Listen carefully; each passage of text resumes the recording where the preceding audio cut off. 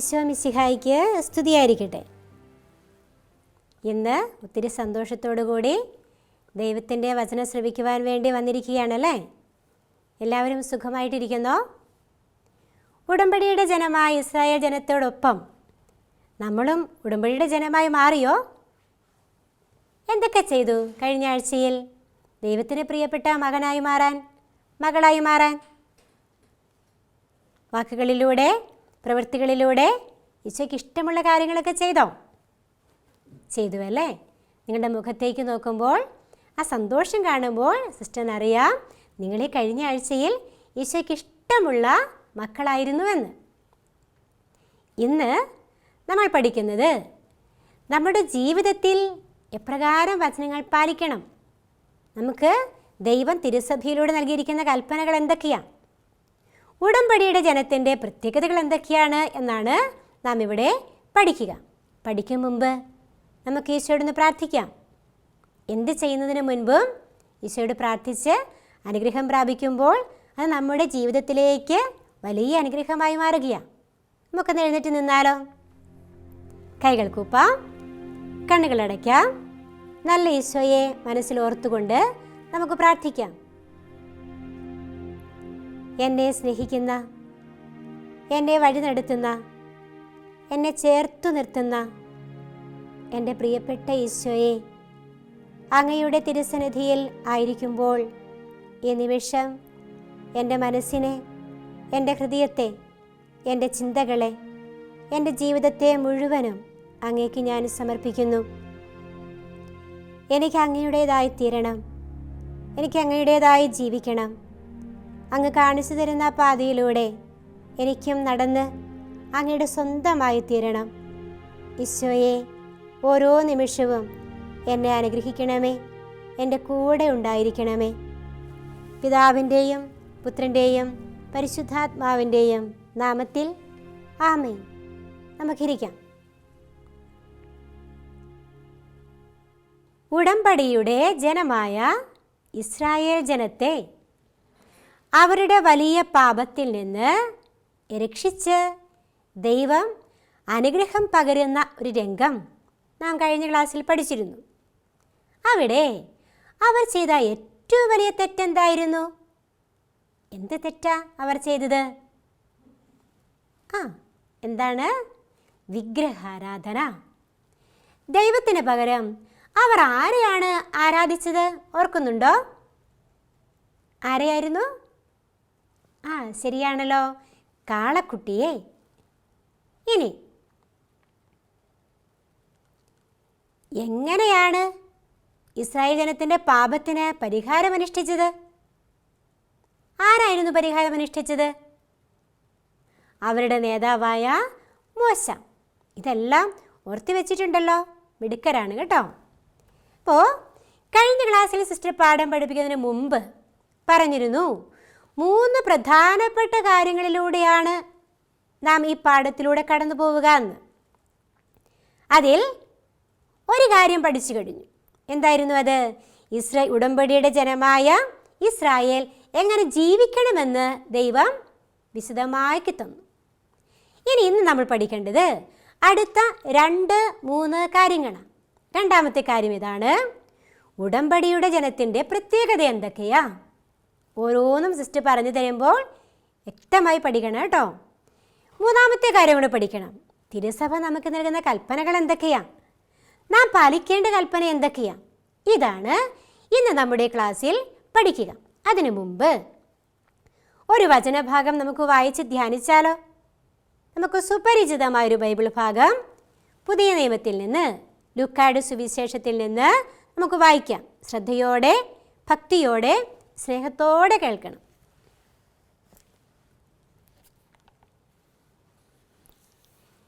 വിശുദ്ധ ലൂക്ക അറിയിച്ച സുവിശേഷം അധ്യായം 10, 25 മുതൽ 28 വരെയുള്ള തിരുവചനങ്ങൾ. അപ്പോൾ ഒരു നിയമജ്ഞൻ എഴുന്നേറ്റ് നിന്ന് അവനെ പരീക്ഷിക്കാൻ ചോദിച്ചു, ഗുരു, നിത്യജീവൻ അവകാശമാക്കാൻ ഞാൻ എന്തു ചെയ്യണം? അവൻ ചോദിച്ചു, നിയമത്തിൽ എന്ത് എഴുതിയിരിക്കുന്നു? നീ എന്തു വായിക്കുന്നു?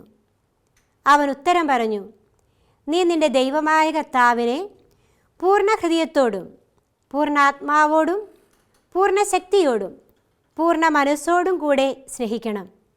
നിൻ്റെ അയൽക്കാരനെ നിന്നെപ്പോലെയും. അവൻ പ്രതിവചിച്ചു, നീ ശരിയായി തന്നെ ഉത്തരം പറഞ്ഞു. ഇതനുസരിച്ച് പ്രവർത്തിക്കുക, നീ ജീവിക്കും. നമ്മുടെ കർത്താവായ മിശിഹായിക്ക് സ്തുതി.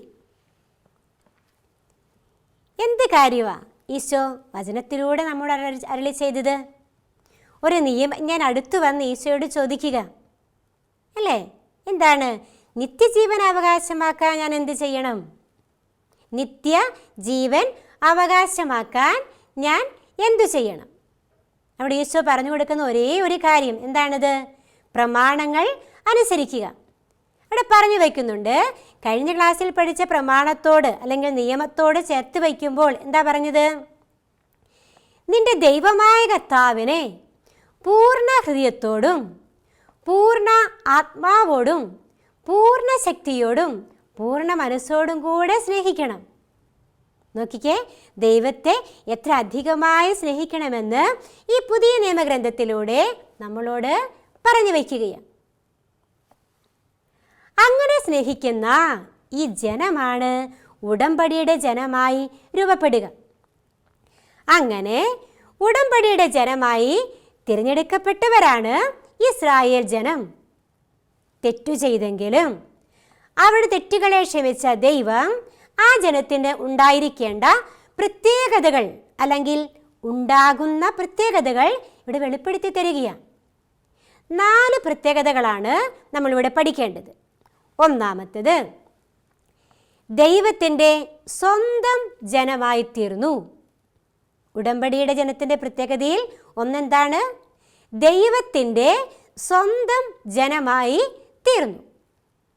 2, ദൈവത്തിൻ്റെ തിരഞ്ഞെടുക്കപ്പെട്ട ജനമായി തീർന്നു. തിരഞ്ഞെടുക്കപ്പെട്ട ജനമായി തീർന്നു. 3, ദൈവത്താൽ നയിക്കപ്പെട്ട ജനമായി തീർന്നു. 4, ദൈവത്തിന് ബലിയർപ്പിക്കുന്ന പുരോഹിത ജനമായി തീർന്നു. നോക്കിക്കേ, സ്വന്തം ജനം, തിരഞ്ഞെടുക്കപ്പെട്ട ജനം, നയിക്കപ്പെടുന്ന ജനം, ബലിയർപ്പിക്കുന്ന ജനം. നാം ഇന്നായിരിക്കുന്ന നമ്മുടെ ജീവിത സാഹചര്യങ്ങളിലേക്ക് ഒന്ന് നോക്കിക്കേ. ഈ ലോകമെമ്പാടും പടർന്നു കിടക്കുന്ന ഈ മനുഷ്യ മക്കളിൽ നിന്ന് നമ്മളെ പ്രത്യേകമായി വിളിച്ചൊന്നിപ്പിച്ച് വെച്ചിരിക്കുകയാണ്. എങ്ങനെയാ? ആ തിരുസഭയിൽ എപ്രകാരം? അവിടെ ഒരു തിരഞ്ഞെടുപ്പ് നടക്കുന്നുണ്ട്. എങ്ങനെയാണ് തിരഞ്ഞെടുപ്പ് നടക്കുക? എങ്ങനെയാണ്? ആ മാമോദിസായിലൂടെ നീ എൻ്റെ പ്രിയപ്പെട്ട മകനാണ്, മകളാണ് എന്നുള്ള ഒരു തിരഞ്ഞെടുപ്പ്. സഭയിലൂടെ നമ്മളെ അവിടെ നിന്ന് എന്ത് ചെയ്തു? സ്വന്തം ജനമാക്കി പ്രത്യേകമായി തിരഞ്ഞെടുക്കുന്ന രംഗമാണെന്ത്? ആ മാമോദിസായിലൂടെ തിരഞ്ഞെടുക്കുന്നു. ഇനിയോ, കൂദാശകളിലൂടെ നമ്മളെ നയിക്കുകയാണ്. എങ്ങോട്ട്? സ്വർഗരാജ്യത്തിലേക്ക് നമ്മളെ ദൈവം നയിക്കുകയാണ്. അവിടെയാണ് 1, 2, 3, 4 ക്ലാസ് കഴിഞ്ഞ് 5ാം ക്ലാസ്സിലേക്ക് എത്തുമ്പോൾ സാധാരണ ആദ്യ കുർബാനയൊക്കെ സ്വീകരിച്ച് നമ്മൾ എന്തായിത്തീരുന്നു? ഈശോയോടൊപ്പം ബലിയർപ്പിക്കപ്പെടുന്ന, ബലിയർപ്പണത്തിൻ്റെ ഫലം ഉൾക്കൊള്ളുന്ന, ഈശോയെ ഹൃദയത്തിൽ സ്വീകരിക്കുന്ന മകനും മകളുമായി നമ്മൾ തീരുകയാണ്. പുരോഹിത ശുശ്രൂഷ അല്ലെങ്കിൽ ബലിയർപ്പിക്കപ്പെടുന്ന പുരോഹിത ജനമായി നമ്മൾ മാറുകയാണ്. നിങ്ങൾ ചിന്തിക്കാം അല്ലേ, ഈ കൊറോണയുടെ പശ്ചാത്തലത്തിൽ ഞങ്ങൾ ഈശോയെ സ്വീകരിച്ചില്ലല്ലോ. പക്ഷേ നമുക്ക് ഉടനടി പെട്ടെന്ന് വരാൻ പോവുകയാണ് ഈശോയെ സ്വീകരിക്കാനുള്ള ആ വലിയ ഭാഗ്യം. അങ്ങനെ സ്വന്തമാക്കപ്പെട്ട, തിരഞ്ഞെടുക്കപ്പെട്ട, നയിക്കപ്പെട്ട ബലിയർപ്പണത്തിലൂടെ പുരോഹിത ജനമായി തീർന്ന ഈ ജനം ഉടമ്പടിയുടെ ജനമായി ഇന്ന് ഉയർത്തപ്പെട്ടിരിക്കുകയാണ്. ഇവിടെ ഉടമ്പടിയിൽ ഉടമ്പടി നൽകിയവനോട് ഉടമ്പടി ഏറ്റെടുത്തവർ തമ്മിലുണ്ടാകേണ്ട ഒരു ബന്ധമുണ്ട്. സ്നേഹത്തിൻ്റെ ഒരു ബന്ധം. അതാണ് കൽപ്പനകൾ പാലിക്കുന്നതിലൂടെ ഇവിടെ പൂർത്തിയാവുക. അതിനാണ് സീനായി മലയിൽ നിന്ന് 10 പ്രമാണങ്ങൾ ദൈവം ഈ ജനത്തിന് നൽകിയത്. അങ്ങനെ കടന്നു വന്നപ്പോൾ ഈ ദൈവകൽപ്പനകൾ നൽകിയത് നാം കണ്ടു കഴിഞ്ഞു. ആരു വഴിയാ ഇസ്രായേൽ ജനത്തിന് ദൈവകൽപ്പനകൾ നൽകിയത്? എവിടെ വെച്ചാ നൽകിയത്? ഓർക്കുന്നുണ്ടോ? എവിടെ വെച്ചാ? സീനായി മലയിൽ വെച്ച്. ആരു വഴി നൽകപ്പെട്ടു? മോശ വഴി നൽകപ്പെട്ടു. ഇസ്രായേൽക്കാരുടെ ജീവിതത്തിൻ്റെ കേന്ദ്ര ബിന്ദുവായിരുന്നു ദൈവം നൽകിയ ഈ കൽപ്പനകൾ. അതായത് ഈ കൽപ്പനകൾ പാലിക്കാതെ വന്നാൽ ദൈവത്തിൽ നിന്ന് അവർ അകലുകയാണ്. ഈ കൽപ്പനകൾ പാലിച്ചു മുന്നോട്ട് പോയാൽ എന്തായി? ദൈവത്തിൻ്റെ സ്വന്തം ജനമായി അവർ മാറുകയാണ്. അങ്ങനെ മുൻപോട്ട് പോകുമ്പോൾ ദൈവത്തോടും മനുഷ്യരോടുമുള്ള ഇസ്രായേൽക്കാരുടെ ബന്ധത്തെക്കുറിച്ച് നാം ഈ കൽപ്പനകളിലൂടെ പഠിക്കുകയാണ്. എന്തൊക്കെ തമ്മിലുള്ള ബന്ധത്തെക്കുറിച്ച്? ദൈവത്തോടും മനുഷ്യരോടുമുള്ള എന്ത് ബന്ധത്തെക്കുറിച്ച്? ഇസ്രായേൽക്കാരുടെ ബന്ധത്തെക്കുറിച്ച്. അവിടെ ദൈവത്തെ സ്നേഹിക്കണമെന്നും, പിന്നെയോ നമ്മൾ വചനത്തിൽ വായിച്ചു കേട്ടല്ലോ, എങ്ങനെയാ? നിന്നെപ്പോലെ തന്നെ നിന്റെ അയൽക്കാരനെയും സ്നേഹിക്കണം, ദൈവത്തെയും സഹോദരനെയും സ്നേഹിക്കണമെന്നിവിടെ പറഞ്ഞു പഠിപ്പിക്കുകയാണ്. ഇവിടെ ഒരു പ്രത്യേക കാര്യം ഓർത്തിരിക്കണം. പഴയ നിയമത്തിൽ നൽകപ്പെട്ട ഈ ദൈവപ്രമാണങ്ങളെ മോശയുടെ നിയമമെന്നാണ് വിളിക്കപ്പെട്ടിരുന്നത്. മോശയുടെ നിയമം. എന്തുകൊണ്ടായിരിക്കാം ഈ മോശയുടെ നിയമമെന്ന് ഈ നിയമങ്ങളെ വിളിക്കാനുള്ള കാരണം? ദൈവമല്ലേ നൽകിയത്. അപ്പോൾ ദൈവത്തിൻ്റെ നിയമമെന്നറിയപ്പെട്ടാൽ പോരെ? മിടുക്കൻ. എന്താണ്? മോശ വഴിയാണ് ദൈവം ഇസ്രായേൽ ജനത്തിന് ഈ നിയമങ്ങൾ നൽകിയത്. അതുകൊണ്ട് ഇതിനെ എന്തെന്നറിയപ്പെടുന്നു? മോശയുടെ നിയമം എന്നാണ് അറിയപ്പെടുക. ഓർത്തു വയ്ക്കണം. ഇനി ഈ നിയമങ്ങളെല്ലാം കിട്ടിയത് കൊണ്ടുള്ള ഉപകാരം എന്താ? ഇനി ഈ നിയമങ്ങൾ അനുസരിച്ചാൽ എന്താണ് ഫലം? അനുസരിച്ചില്ലെങ്കിൽ എന്താണ് ഫലം? പഠിക്കാം. കൽപ്പനകൾ അനുസരിച്ചാൽ എന്നും അനുഗ്രഹം ലഭിക്കും. അതാണ് പ്രതീക്ഷയുടെ സ്വപ്നഭൂമി എന്ന് കഴിഞ്ഞ ക്ലാസ്സുകളിലെല്ലാം പഠിച്ചു വന്ന ആ കാനാൻ ദേശത്തേക്ക് പോകുന്ന വലിയ അനുഗ്രഹം കിട്ടുന്നത് ഇതിലൂടെയാണ്, ഈ കൽപ്പനകൾ അനുസരിക്കുന്നതിലൂടെ. രണ്ടാമതോ, അത് ജീവനിലേക്ക് നയിക്കും. ഇത് പറയുമ്പോൾ ഒന്ന് വായിച്ചു കേട്ട വചനഭാഗത്തെ ഓർമ്മിപ്പിക്കുക. ആ വ്യക്തി വന്നിട്ട് എന്താ ഈശോയോട് ചോദിച്ചേ? നിത്യജീവൻ അവകാശമാക്കുവാൻ ഞാൻ എന്ത് ചെയ്യണം? നിത്യജീവൻ അവകാശമാക്കുവാൻ ഈശോ എന്താ പറഞ്ഞത്? നിയമങ്ങൾ അനുസരിക്കുക. അപ്പോൾ നിയമങ്ങൾ അനുസരിച്ചാൽ എന്തുറപ്പാണ്? നിത്യജീവൻ ഉറപ്പാണ്. അപ്പോൾ കൽപ്പനകൾ അനുസരിച്ചാൽ അനുഗ്രഹം കിട്ടും, ഒപ്പം എന്തും കിട്ടും? അത് ജീവനിലേക്ക് നയിക്കും. ഇതാണ് പാലിച്ചാലുള്ള ഗുണം. ഇനി പാലിക്കാതിരുന്നാലോ എന്തായിരിക്കും? സ്കൂളിൽ ക്ലാസ് ടീച്ചർ പറയാറില്ലേ, ക്ലാസ് ടീച്ചർ പറയുന്നതെല്ലാം അനുസരിക്കുവാണെങ്കിൽ എന്തായി? ക്ലാസ്സിലെ ബെസ്റ്റ് സ്റ്റുഡൻ്റായി. പിന്നെയോ പഠിക്കുന്നതെല്ലാം പഠിച്ചിട്ട് വന്നാലോ നല്ല മാർക്ക് വാങ്ങുന്ന ഫസ്റ്റ് റാങ്കുകാരനായി. ഇത് രണ്ടും തിരിച്ച് ചെയ്യുവാണെങ്കിലോ ആർക്കും വേണ്ടാത്ത, കുറ്റപ്പെടുത്തപ്പെട്ട, മനസ്സൊക്കെ ഡിമ്മാക്കി വെച്ചിട്ടുള്ള ആരാകും? ഒരു ഒന്നിനും കൊള്ളാത്ത വ്യക്തിയായി മാറും. അങ്ങനെ ആകണോ നമുക്ക്? വേണ്ടല്ലേ? ഇനി ഒന്നും പഠിക്കാതെ, പുസ്തകം തുറന്നു പോലും നോക്കാതെ വന്ന് പരീക്ഷ എഴുതുമ്പോഴോ എന്ത് കിട്ടും? വലിയൊരു മാർക്ക് കിട്ടും. എന്താ മാർക്കിന് പേര്? ഒരു വട്ടത്തിലുള്ള ആകൃതി അല്ലേ? എന്താണിത്? Big zero. അതായി മാറേണ്ട കാര്യമുണ്ടോ? ഇല്ല. നമ്മൾ എപ്പോഴും എന്തായി മാറണം? ഹീറോ ആയി മാറണം. ഇനി അതിന് കൽപ്പനകൾ അനുസരിച്ചേ മതിയാകൂ. ജീവിതത്തിലും സ്കൂളിലും ഹീറോ ആകാൻ എന്ത് ചെയ്യണം? നിയമങ്ങൾ അനുസരിക്കണം. അനുസരിക്കാതെ വന്നാൽ എന്താണെന്നോ? കൽപ്പനകൾ ലംഘിച്ചാൽ തകർച്ചയായിരിക്കും ഫലം. അതെങ്ങോട്ട് കൊണ്ടുചെന്നെത്തിക്കും? മരണത്തിലേക്ക് കൊണ്ടുചെന്ന് എത്തിക്കും. നിയമങ്ങൾ പാലിക്കാതെ വന്നാൽ മരണമാണ് ഫലം. ഒന്നിൽ ജീവനാണെങ്കിൽ മറ്റൊന്നിലോ മരണമാണ് ഫലം. ജീവൻ വേണോ മരണം വേണോ എന്ന് തിരഞ്ഞെടുക്കേണ്ടത് ആരാണ്? ഞാൻ അല്ലെങ്കിൽ നിങ്ങൾ. നമ്മുടെ ജീവിതത്തെ ജീവനിലേക്ക് നയിക്കണമോ മരണത്തിലേക്ക് നയിക്കണമോ എന്ന് ചിന്തിക്കേണ്ട വ്യക്തി ആര്? ഈ കുഞ്ഞു ഹൃദയങ്ങളുടെ ഉടമയായ നമ്മളാണ്. ഇങ്ങനെ പഴയ നിയമജനതയെ കണ്ടുവച്ചാൽ മാത്രം മതിയോ? ഇന്നത്തെ പുതിയ നിയമജനമായ പുതിയ നിയമത്തിലെ ഇസ്രായേൽ ജനം അതാരാണ്? നമ്മൾ അംഗമായിരിക്കുന്ന ഈ തിരുസഭയാണ്. ഈ തിരുസഭയിൽ നാം പാലിക്കേണ്ട നിയമങ്ങൾ 2 ഗണത്തിൽപ്പെടുത്തും. എളുപ്പത്തിൽ സിസ്റ്റർ പറഞ്ഞു തരാം. എന്താണ് 2 കൽപ്പനകൾ? ഒന്നിനെ നമുക്ക് 10 പ്രമാണങ്ങൾ എന്ന് എഴുതി വയ്ക്കാം. 2 എന്തായിരിക്കും? തിരുസഭയുടെ കൽപ്പനകൾ. ഓർത്തു വയ്ക്കണം, പുതിയ ഇസ്രായേലായ സഭയിൽ 2 തരത്തിലുള്ള കൽപ്പനകളുണ്ട്. ഒന്നാണ് 10 പ്രമാണങ്ങൾ, 2 തിരുസഭയുടെ കൽപ്പനകൾ. ഈ 10 പ്രമാണങ്ങൾ ഏതിനോട് സാമ്യപ്പെട്ട് നിൽക്കുന്നു? ഏതിനോടാ?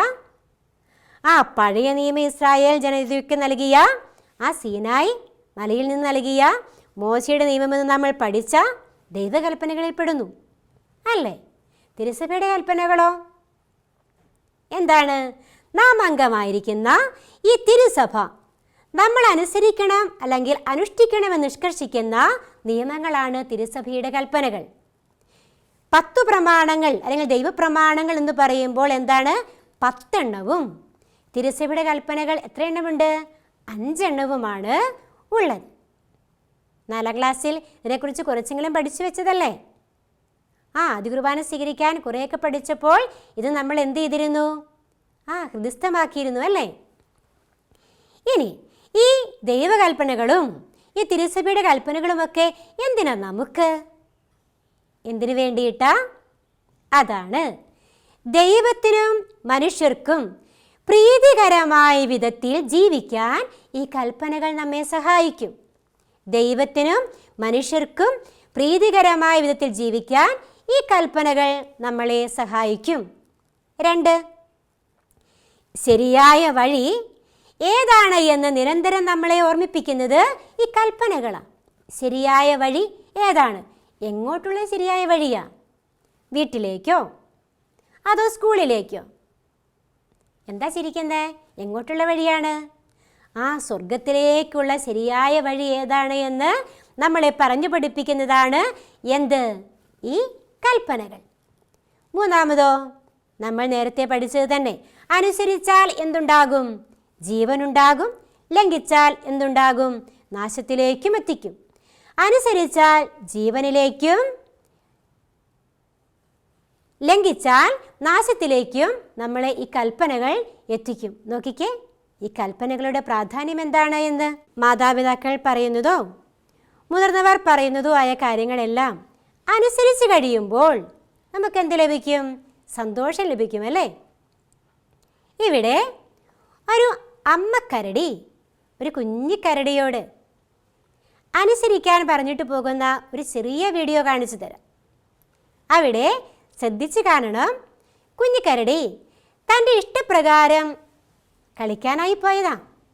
പക്ഷേ അവൻ വഴിതെറ്റിപ്പോയപ്പോൾ അവനെ ഉപദ്രവിക്കുവാനായി സിംഹം കടന്നു വരികയാണ്. അവൻ ഓടി.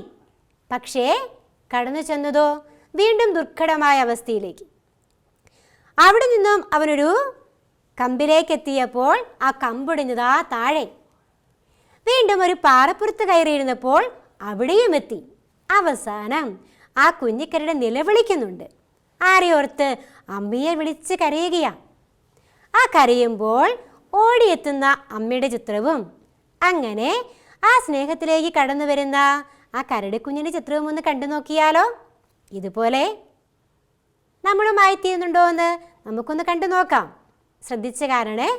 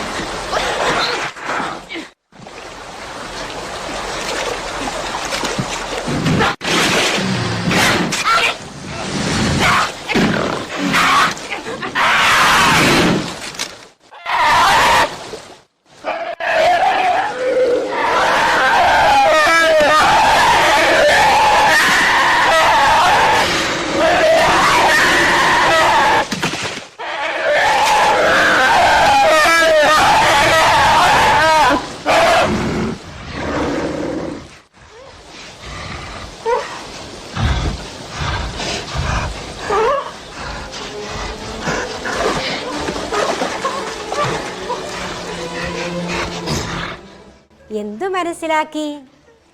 കുഞ്ഞുമക്കളായ നമ്മുടെയൊക്കെ ജീവിതത്തിന് പകരം ആ കുഞ്ഞിക്കരടിയെ വെച്ച് നോക്കിയാൽ ശരിയാണല്ലേ?